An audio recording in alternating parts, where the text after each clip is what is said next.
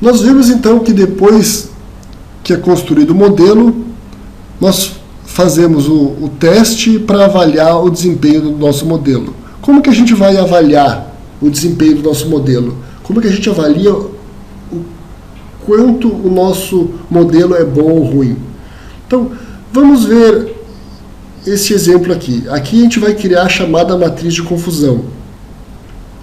Então, a gente tem ali na coluna mais à esquerda supostos clientes com a idade deles e se eles pagaram ou não o empréstimo. Na terceira coluna a gente tem a classificação. A classificação, supondo que nós temos usado lá holdout, por exemplo, é o que o nosso algoritmo previu. É o que o nosso algoritmo de classificação, que o nosso classificador previu a partir do modelo que foi construído.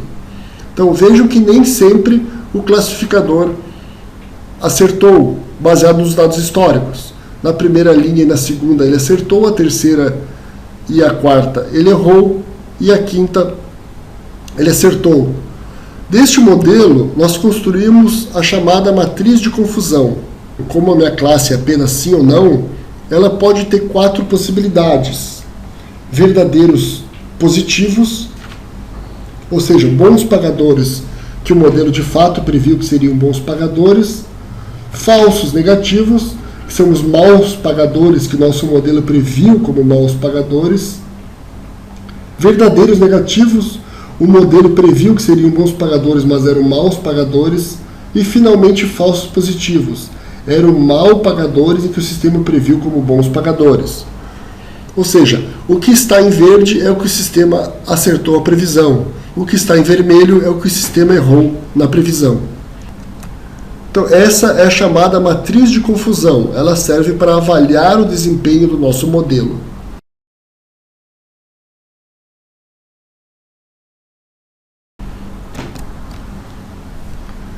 Outro conceito importante é generalização versus superajuste.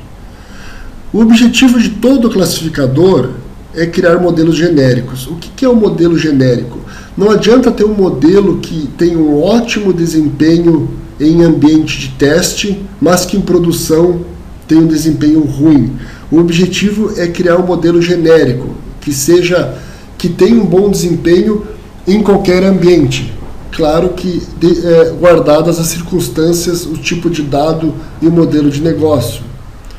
Já o modelo superajustado é o contrário do modelo genérico. Ele funciona muito bem com dados no ambiente de treino, mas tem desempenho pobre em dados de teste ou em produção. Quais são as causas do superajuste? Bom, dados não representativos, eles não representam de fato o negócio. Dados não significativos, poucos, não são suficientes para o modelo aprender. A forma com que o treinamento foi feito. Então, por exemplo, se eu vou treinar os meus dados com o mesmo conjunto de dados que eu vou testar, eu tenho uma grande chance de ocorrer superajuste. Uma classe rara, que nós vamos falar em seguida, ou a aplicação de um modelo incorreto.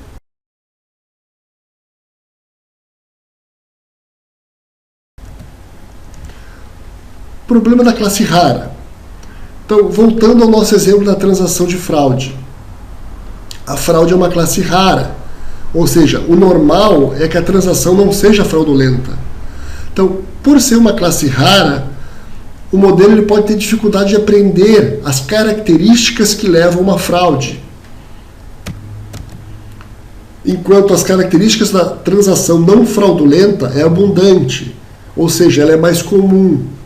Uma solução para o problema da classe rara é a estratificação, ou seja, eu vou carregar um número proporcional de dados, tanto de fraude quanto de transações legítimas para a construção do meu modelo. Um item importante aqui para destacar é que a gente não precisa ter todos os dados carregados para construir o modelo. Eu posso pegar uma amostra representativa dos meus dados, e nesses dados eu posso estratificá-los entre fraudulentos e não. Aí, havendo um equilíbrio entre a classe, o problema da classe rara é minimizado.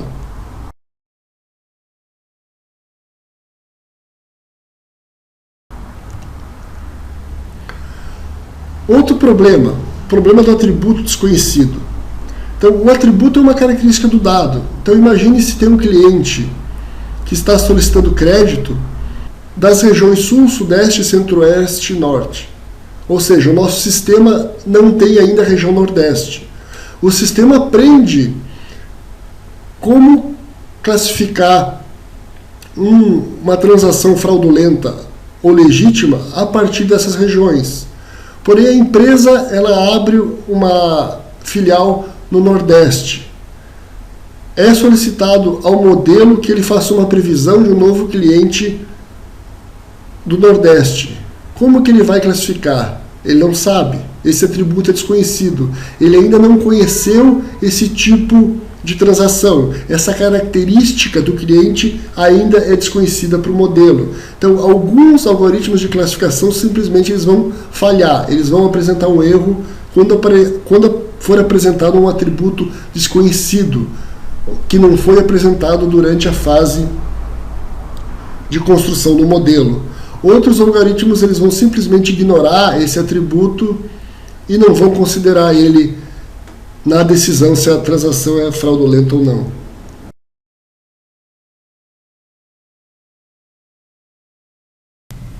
Vamos falar de um outro problema encontrado na classificação, que é a chamada maldição da dimensionalidade.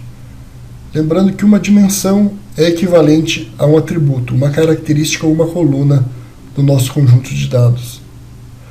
A gente pode ter a impressão que quanto mais características, mais atributos, melhor será nosso modelo. Mas o que acontece muitas vezes é o contrário. O excesso de atributos, ou seja, muitos atributos, pode atrapalhar a performance do modelo.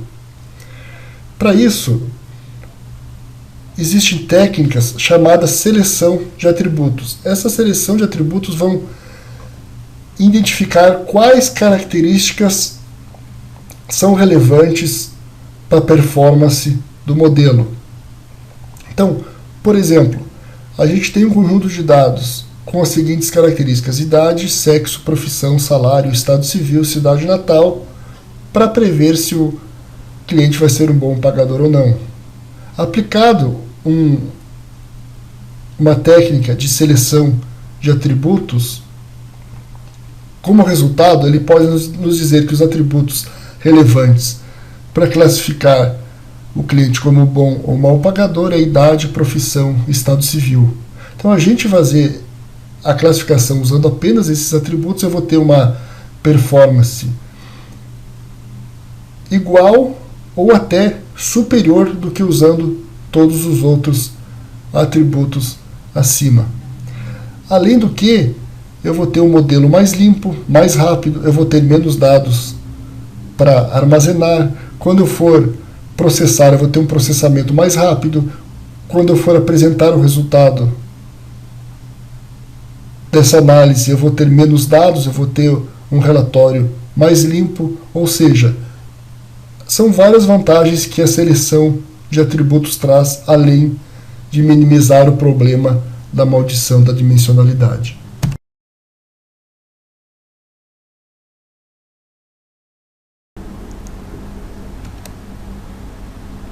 Um outro conceito importante é o custo. Então, veja essa matriz de confusão. A gente tem aqui uma taxa de acerto aproximada de 70%.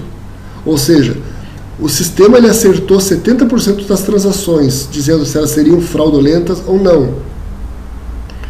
Porém, às vezes, nem sempre prever a transação fraudulenta ou não fraudulenta é o mais importante. Por exemplo, aqui a probabilidade do nosso modelo ceder um empréstimo a quem não vai pagar é aproximadamente de 25%. Então, às vezes, minimizar uma característica que não seja a de acerto é mais importante do que acertar. Ou seja, se conseguirmos construir um modelo que seja mais bem sucedido em não ceder empréstimo a quem não vai pagar do que ceder empréstimo a quem vai pagar, pode ser mais importante. Tá? Isso é conhecido como custo.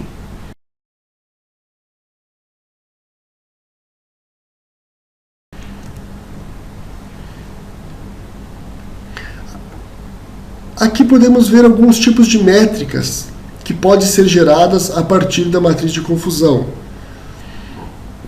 A primeira métrica é a taxa de acertos. A fórmula é os verdadeiros positivos mais verdadeiros negativos dividido pelo total. Isso nos dá o total de acertos. Na nossa matriz de confusão aqui acima, o total de acertos é de 75,99%. A taxa de erros são os falsos positivos mais os falsos negativos, dividido pelo total. Nesse exemplo, ela é de 24%. A precisão, ela nos diz quantos registros de fato são positivos. A fórmula, os verdadeiros positivos dividido por verdadeiros positivos mais falsos positivos. Aqui a precisão é de 83%, aproximado.